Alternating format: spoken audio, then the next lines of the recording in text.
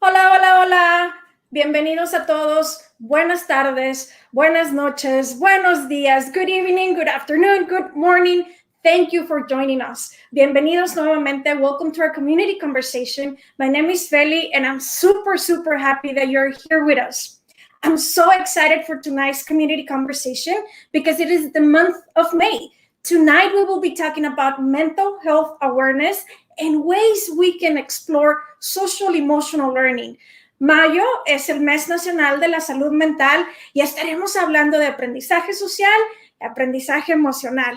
With me, my friend, my mentor, Ana and Kozma. Thank you. Hi, hola a todos. Hola, Fely, ¿cómo está, amiga? Súper bien, súper feliz de estar aquí contigo, mi vida linda. Muy Oh my gosh. emocionada. I'm so excited too, and I know this is such a powerful conversation that we're about to begin. I'm so excited that we're taking some time to explore mental health awareness as we dig in and explore and learn on ourselves. But tonight we have a special guest joining us, and I'm so excited. Nadine Levitt is the author of this book. My mama says, "Inside me lives a village." And Nadine is an incredible author and advocate for mental health awareness. And she, in her work, talks a lot about identifying, acknowledging, and directing emotions so that we can help students have healthy relationships with their feelings and their emotions. And tonight, we are in for a treat. So, Fely, are you ready? Let's welcome Nadine. Are you ready? I'm ready. Let's do it. Hello, Nadine. Hola, buenas tardes. How are you? So nice to be here. Thank you for having me. Well, we are so excited to welcome you to this conversation.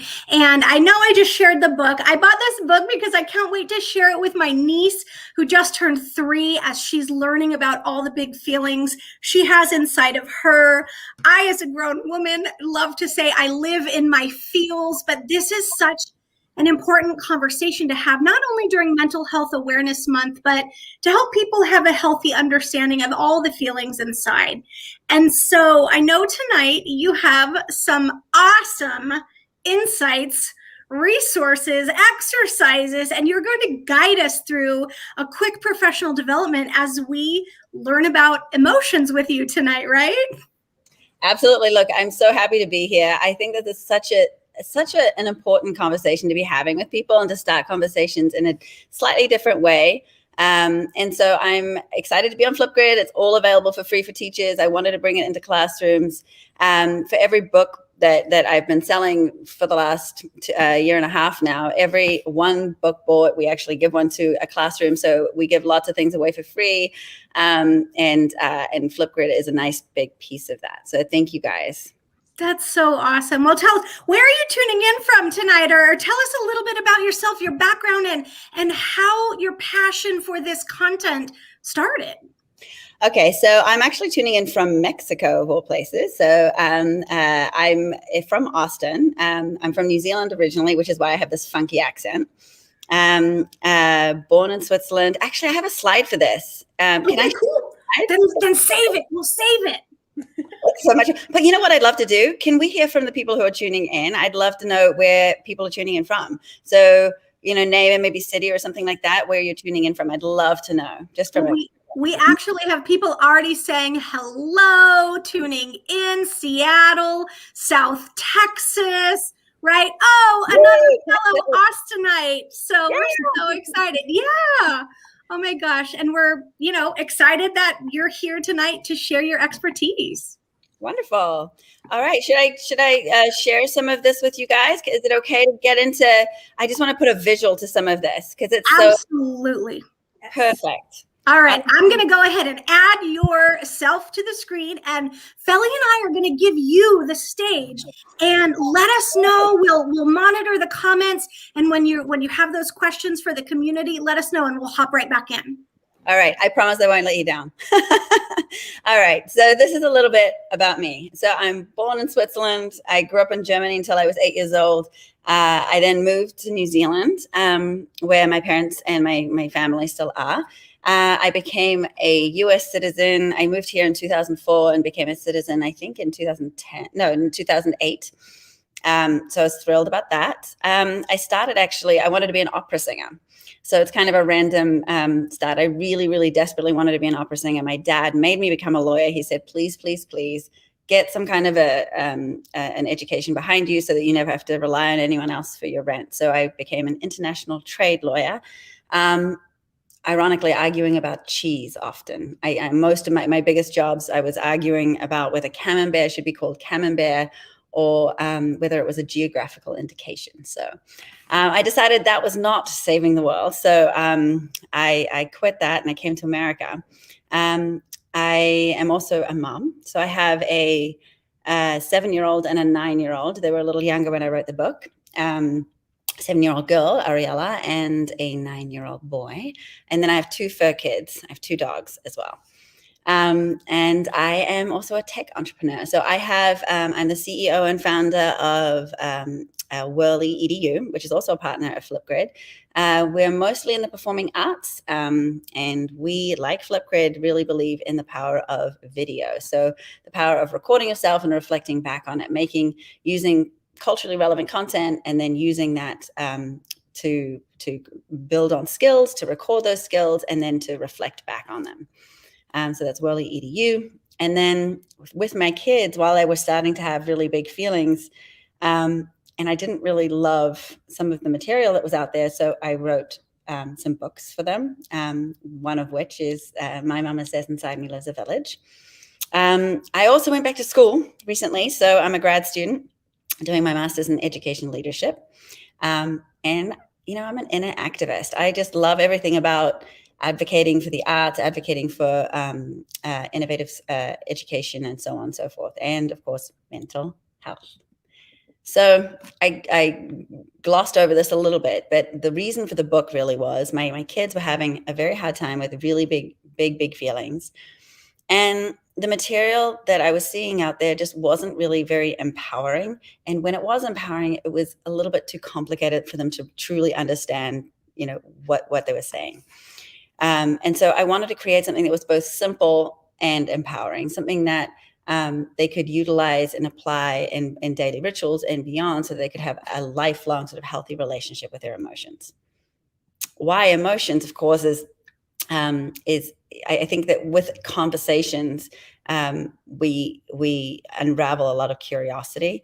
And so the book was really created to start conversations, and it isn't it's definitely not a preachy book. It's supposed to be read the book and then let's talk about it.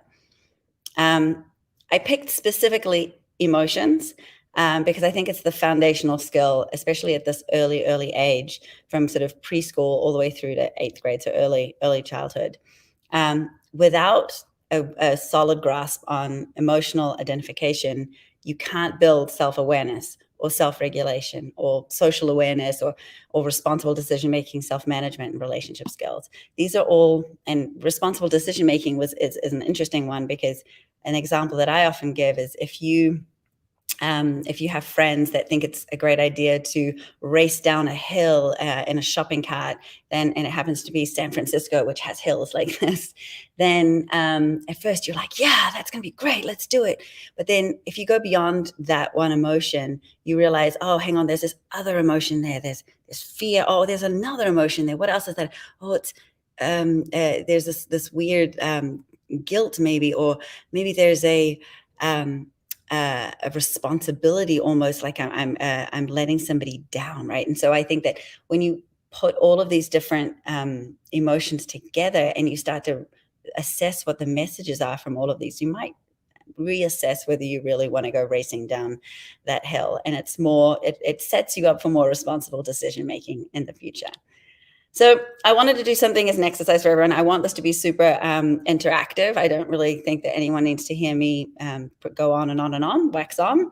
So there's 2 things that I would love of everyone listening in. So the first thing is, I want you to take one or a couple of minutes here, or a couple of seconds, I should say, to tune in with yourself and think about what emotions are coming up for you right now. What are the emotions that you're feeling inside you right now? And if possible, write them down. Ideally, write them in the comments. I'd love to hear them. We're going to come back to these later if you want to share. But just take a second to think about what you're feeling right now. And then I'd love you guys to look around you, and anything that's within arm's reach, grab an object, okay? And we're going to do something with that in a minute. So the key learnings of the My Mama Says, we built this whole curriculum around it, and all of this is available, most of this is available on Flipgrid for free. It suits really well the concept of recording yourself. And the main lessons, therefore, if you want any more information on this, by the way, just go to mymamasays.com and then Village and contact us, and we can give you presentations like this and all sorts of things that you can share with your class. So there's that emotions live inside us all the time. These are the key learnings. They're inside us all the time. They don't go away ever. Emotions don't control us, and we don't control them. Right? But sometimes they do get really big and loud. Now, why is that? Well, because really, I consider emotions are just messengers. Right? They're trying to help us by delivering a message. So when we ignore them, like anyone else, like say in a classroom, you're trying to say something to somebody and you're being ignored, or somebody's denying your presence altogether, of course, you have to rethink how you're delivering that message, because you take your job pretty seriously as a messenger, right? So all these emotions start to rethink how they're delivering this message to you. And they do so by getting bigger or louder, bringing more friends, right? More emotions to the table. Sometimes they might go into spy mode, meaning that they get really, really quiet inside of you, and then suddenly one day just explode in your face, right? So these are the things that the tactics that emotions make. And something interesting that I just want to point out is, they don't work solo, right? They actually stand up for each other too, so that you hear the message that you need to hear. So in order to build a healthy relationship with your emotions, we need to identify and acknowledge them. And more so, we need to build trust with our emotions that we will identify and acknowledge them and listen to them. So why are some emotions easier to manage than others? So emotions, they use either alarms or rewards to get your attention. So either it's alarms, things like homesick or frustrated or angry. Angry is a great alarm, but it gets very loud quickly. Anxiety, right? Fear, lonely. These are all alarms that signal that either something that you care about, that you value, needs to be protected, or that you need to refocus your goals, or refocus something, your attention to something that's more meaningful, right? So they're warnings trying to get you onto the right track to lead a fulfilling life. On the other hand, you get rewards. So when you feel confident or happy or in love or excited or even determination or feeling a little goofy, these can all be sending dopamine to your brain as a reward to say, yes, you're on the right track. Keep going. So how do we receive these messages, right? The problem is that we're never visited by one emotion alone. And this is something that I have a real problem with a lot of the material that's out there. People say, and even we as adults say this a lot, like, I'm feeling one thing, I'm feeling angry. Well, they always come with friends. There's always something behind those. It doesn't matter what the emotion is. They never, ever come alone. So it's like having a crowd of emotions all screaming little snippets of the overall message at the same time. Right? So it's really just a big wall of noise. It's a little bit like playing hot and cold at one of those blindfold games where everyone's screaming at you. You've got to try and decipher which way to go. That's what I liken emotions to. And that is why we need to learn how to direct them. Right? We need to create some space between our emotions and our thoughts so that we can hear each one independently, and we can hear the snippets of different messages, and then reflect on how we want to act on that, right? So we've got to take all the messages in and then decide what we want to do with it. So what happens? So this sounds like a bad joke, but just hear me out. What happens when you get a visit from an angry hippo, a scared penguin, a frustrated parrot, a jealous beetle, an anxious beaver, and an overwhelmed giraffe? And each one of them only holds one portion of the message. So what often happens is that people stop at anger, because anger is the loudest emotion. So if I stop at anger and I only hear that part of the message, all I hear is, I'm so angry because I'm feeling excluded, right? But if I stop and look past that, I see that there are other emotions. The scared penguin might be saying that I'm scared that I'm not good enough, which really means maybe rethink your goals. Or the frustrated parrot might be, I'm so frustrated because this always happens to me. And that might mean more that we need to break a pattern, a bad pattern of behavior that is just not fulfilling us. Or maybe the jealous beetle is saying, I'm so jealous of my friend who everyone likes and is so good at everything, which really might mean that we have to set goals for ourselves, and it might be a motivator to set those goals. So looking further, again, there's anxiety and there's overwhelm, like all these different parts of the message, right? But if we take a deep breath and we stop being connected to all of these things and we just hear the message for themselves and they quiet down, right? Then I can create my action plan. So goal-oriented communication sort of thing. You hear the message, you take a breath, you take it all in, and then you decide, because you are in control of your own behavior, what you want to do. So you have an action plan. You've listened to the messages. You're going to now break your habit of retreating in your room, slamming the door, right? And instead talk to your friend and explain that you only felt excluded because you valued the friendship and you felt disconnected when there were so many people in the room. You can also practice introducing yourself to kids and practice creating those connections so that you don't just rely on that one connection, but you have a whole group of connections now, and you can be more confident in group settings. And maybe you can reframe your goal and remember that, you don't have to be perfect. Like, perfection is unattainable anyway. So reframing your goal into sort of even micro goals of what you want to achieve.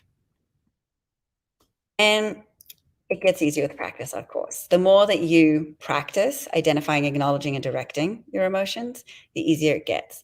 I will say the more you practice it yourself, but also the more examples you see modeled around you, the easier it becomes to use those same tactics. It becomes more familiar. And I would say practice can and should be fun. And that's why I'm so thrilled that we are on Flipgrid. We have super fun arts integrated activities, things like asking kids to create videos about what emotions they feel and where in their body. Emotional storytelling of your emotions. What would happen if all your emotions planned your birthday party? For example, what themes would each want? Who would take over? So on and so forth. Body language, reading body language through role play. What happens to your posture, to your body movements, to your facial expressions? And what about matching sound to emotion? So a clap or a slap can mean many different things depending on the volume, on the speed, and the tone of an emotion. Dancing like an emotion can be really fun. We've all known freeze dance, for example. So there's a version of freeze dance, which is emotions, but it's also creating a dance as an emotion. How would an emotion move? Where would the center of gravity be? How can the elements of dance be used in order to dance and reflect different emotions? And then there's visual art. So looking at the impact of color, size, shape, and use, even texture, right? Drawing your own village in a body outline, that's super fun, and presenting it in a video. So this is also, I love the presenting of it in a video because it works and also on your confidence and on your public speaking. Every emotion needs a theme song. This is one that's so undervalued. People don't think about this, but theme songs are so easy to use, and they make us feel things. So if you think that every emotion has a theme song, you can actually build yourself a playlist that can act as a bit of a remote control, and you can practice transitioning from one emotion to another. Painting your music, your emotions to music, acknowledging with compassion. Again, something that people don't always think about is how to, if you take bad and good out of the equation when it comes to emotions, and you just say, I'm just acknowledging what emotion, what the messenger, I'm not shooting the messenger, I'm just acknowledging them, and I'm keeping everything within compassion. So I want to make sure that I'm compassionate about how I acknowledge everything, and compassionate with myself. And the relationship between emotions. So you've heard me speak at length now how emotions do not come alone. So what's the relationship between them? I would like to go back to one of these, and then there's the tools to direct as well. I would like to go back to one of them just to give you an example of this, but matching sound to emotion. So think of a song, right? I'm going to play a song in a minute, and I want you to think about what emotion it immediately pulls up for you, and then share it in the comments. So I'm about to play it now.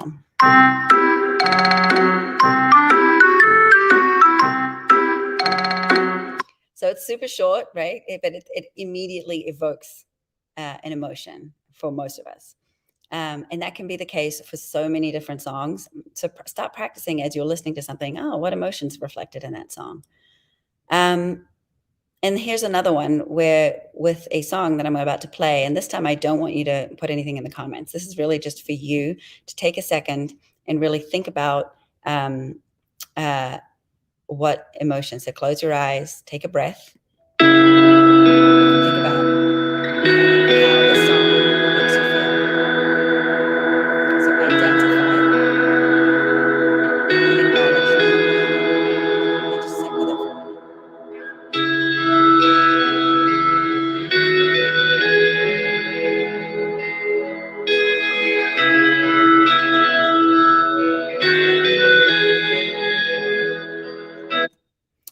And then the other question is there a difference when you reflect in silence?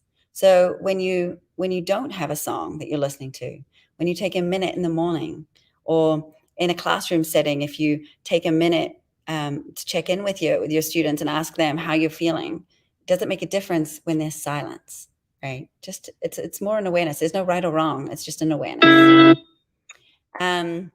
All right, let's move back really quickly to your exercises.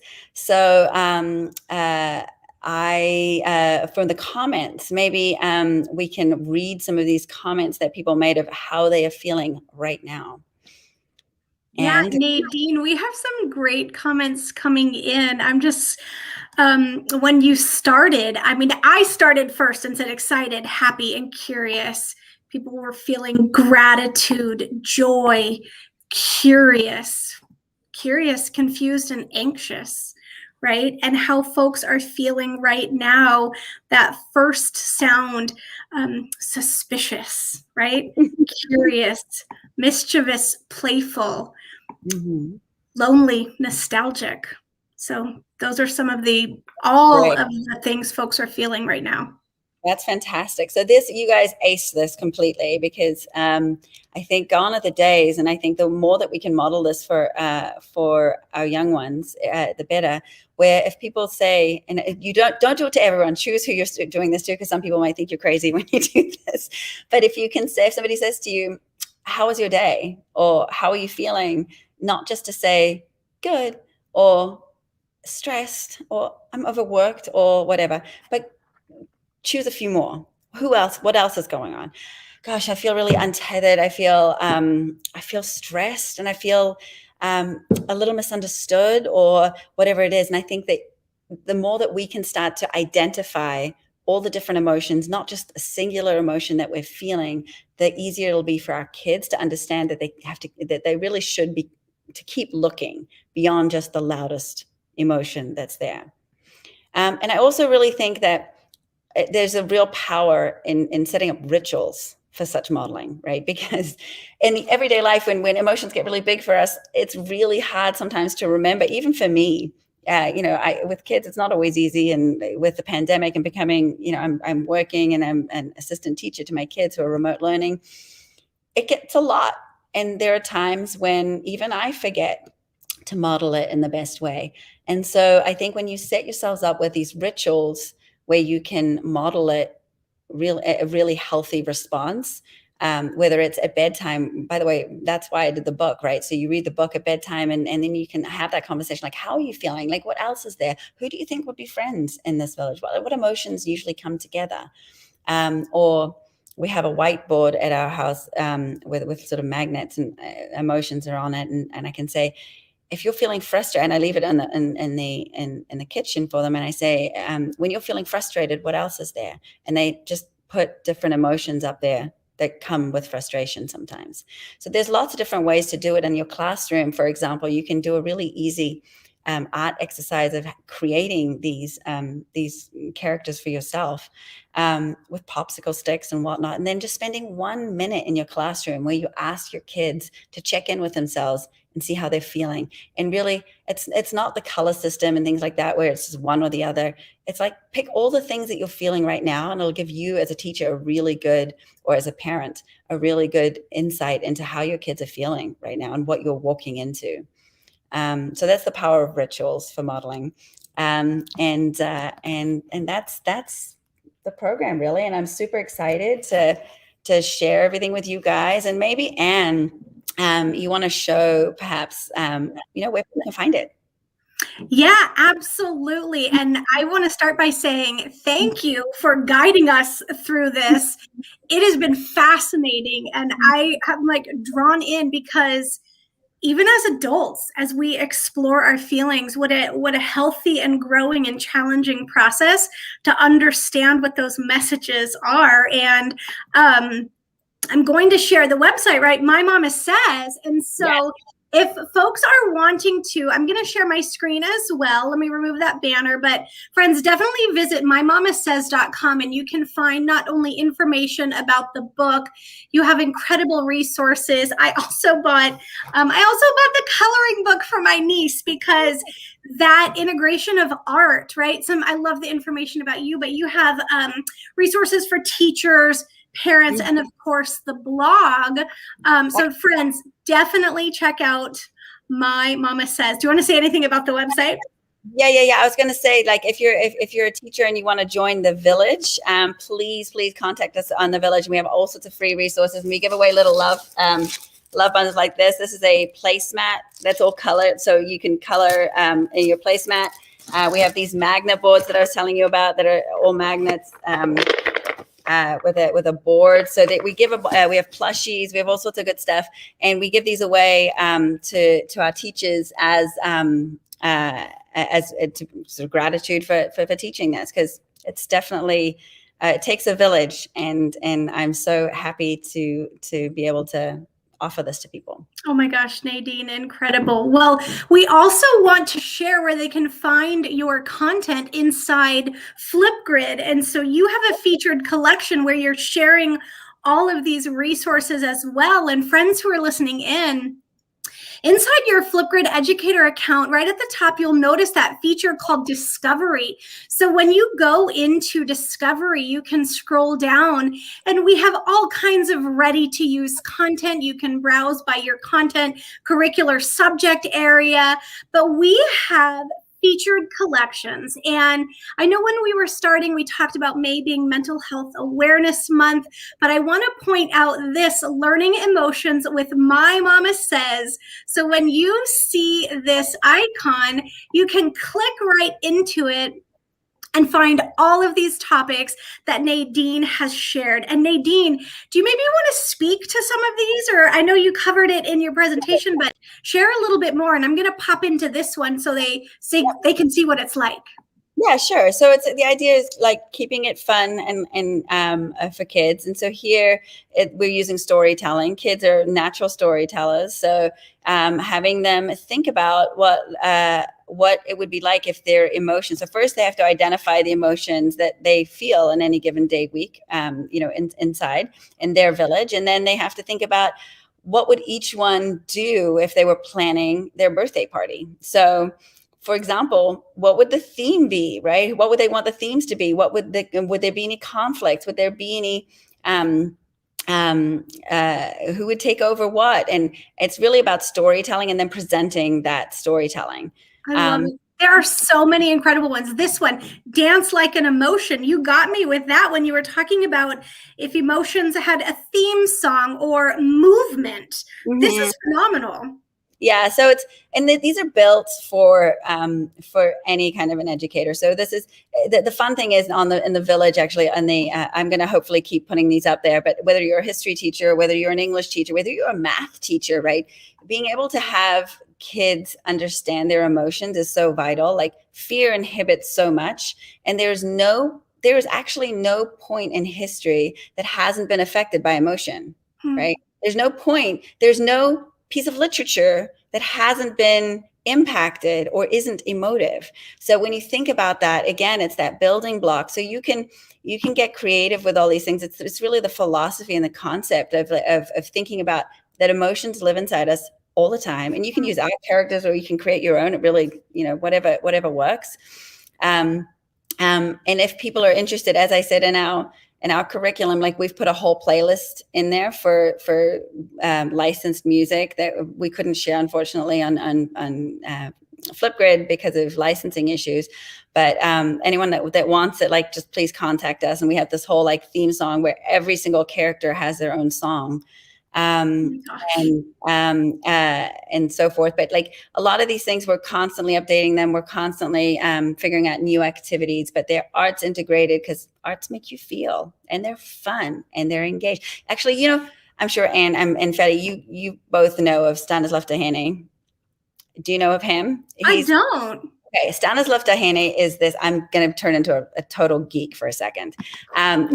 He's this amazing neuroscientist that wrote a book, How We Learn. And he talks about what ingredients are necessary for kids, for anyone to learn. And he compares that to machine learning. Okay. And what's phenomenal is that you really need to have have the attention of kids. They need to be engaged and actively participating in something. Then there needs to be feedback, which is timely, so instant or close to instant, without that fear of punishment. Yeah. And so the growth mindset, right? And then there's sort of the concept of patterns. Like the more that we practice something, it becomes automated and consolidated, and sleep and diet has something to do with that too. But what's fascinating is that, and what I love so much about Flipgrid and also this philosophy generally, is that it makes it engaging. It actively, your kids are, because we're asking the questions, all of our presentations, we ask questions because the kids are engaged that way. And with the video, with the creation of content, that's why it works, because kids then watch it. And interestingly, I like to think of learning as like they're just books in a library, and you're just, every piece of knowledge is just a book in the library. And it's not that you don't have that library, the book in the library. It's just that sometimes you can't quite access it because of meta tagging or cataloging. So when you think of what can happen with video, is you actually get not just one book, but two books, because it's so shocking to see yourself on video that and your self-awareness grows so much that you're actually getting two versions of that same book, and it's easier to access in the future. So, tell me the name again of the author in the book, because I'm definitely going straight to check this out. Stanislav Dehaney and it's How We Learn. Okay. Oh my gosh. Yeah. Wow. Yeah. Well, it's so interesting. I know Fely and I, as former educators, and we're teachers helping teachers in our role now. And so when I was coaching, and still say this message, students don't emotionally invest in certain tasks they're given in school. But when you talk about learning modalities and couple that with the possibility of an emotional investment, everything is transformed, right? Mm-hmm. And so as we identify, acknowledge, and direct, it's a beautiful way to begin to understand each individual message the emotion carries and how it wraps around in this much bigger picture than sometimes we let ourselves understand, right? It's also important to remember that what is right for me might not be right for you, right? So when I do the hot and cold reference, when I say the hot and cold reference, so things that might make me angry might be very different to what makes you angry because we have different motivators, right? Yeah. And so, but when you think that at the end of the day, these messages protect us. They're trying to get us away from the things that hurt us. They're trying to get us on the track of a fulfilling life. So I think when you remember those pieces of it, it makes it more clear to people that that's why you're basically walking through life with a blindfold on and you're being guided by these emotions. Yeah. Oh my gosh. Well, Nadine, Fely, I can't hear you, but check that because I was going to say, there we go. Hey, friend. So sorry about that. I was going to say that it's very important to establish the relationship with our students so that they feel that confianza, right? To talk about their feelings, experience those feelings, and talk about them. And I truly believe that by listening, not only with our ears, but really, really listening with our eyes and our heart, we create the space where our students and children feel safe and share their emotions. Because it's about listening here. It's about listening here, but it's more the love, right? The love that should always be there. Mm-hmm. Powerfully said. Oh my gosh. Well, I'm just cruising through these. There are so many great comments in here, and the way that you helped us process and begin our own journey or continue our journey during Mental Health Awareness Month. Nadine, I'm going to let everybody know you're coming back for another community conversation later this month, and we're going to continue the exploration about social emotional learning. But on that one, we're really digging into self-care and teacher self-care and what that looks like for us as adults and how that kind of ripples out into the professions that we do. I know we had a question that came in. I'm just checking for it real quick. Oh, this is from our awesome teammate, Sophia. How do you create an environment where your children or students feel comfortable sharing their emotions? So if you could leave us with one more pro tip about creating environments like this. So this is where I go back to rituals, right? So creating rituals for people so that they know we all at the end of the day, we recognize patterns. We were programmed to recognize patterns, right? And so the more that we can set up a ritual that this is a pattern where you do this and I do this and you know what to expect, right? And so whether it's the minute check-in at breakfast time, right? Or little things like, for example, don't wake up to an alarm clock. Wake up to a song. Like instead of the anxiety going, oh my God, I'm late, starting the day like that, let's have a song or play a song as your kids are getting breakfast or as they're walking into, I hate school bells.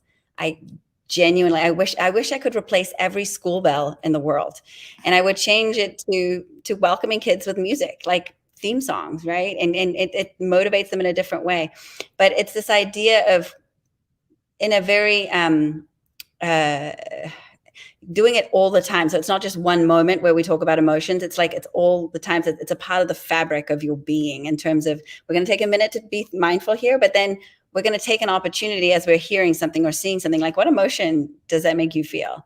And starting to model it. But I think the rituals is how it starts, because you set your expectation. It's like a boundary for yourself.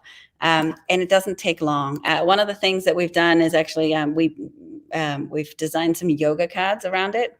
And again, these things there's so many different tools that you can use, but where you can look at a plant. Oh, I never did that. Oh my gosh, I never did the object. People looked for an object and I never did. This is a great way to do it. So if somebody has an object, okay, this is how you do it. So I reached for my sunglasses.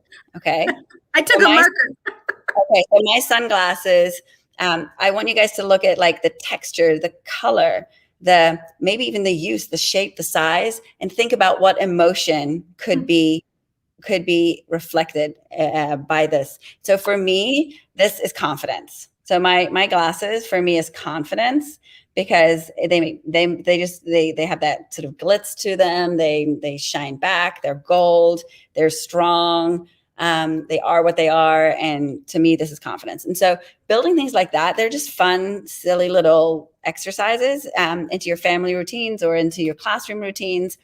And they're just positive. And again, like it's making, Savvy Educator just said, it's positive ritual create safe spaces. So being able to, it's a perfect way to word it. It's like creating spaces where there is no right or wrong. It's just starting to get people thinking about it and further than just the most obvious. And that's a great place to probably wrap for today, because it's the start of a journey, or the continuing of how you think about something. So Nadine, I just want to say thank you so much for sharing your expertise, for bringing my mama to life and all of the characters and the emotions of the village that's inside of us. Thank you, thank you, thank you. We're going to continue to share out your resources, but Fely, you want to close it up for us? Yes, my friend. So again, thank you so much, Nadine, for everything that you shared with us and with our community today. As we are near the end of our school year and we reflect on our work, our failures, our doubts, right, and accomplishments, this conversation couldn't have come at a better time. So thank you so much for everything that you do for our educators, our teachers, nuestros niños. Muchas gracias. We're grateful that you took the time out of your day, so we appreciate that. And thank you so much for sharing all of these amazing topics into the Discovery Library. Thank you so much for that. Excuse me. Thank you to our community. Thank you for being here with us. Thank you for being part of our community, Flipgrid for All. Muchas gracias y que tengan un excelente resto del día. Have a beautiful rest of the day, everybody. Thank you so much. Gracias. Muchas gracias. Thank you, guys.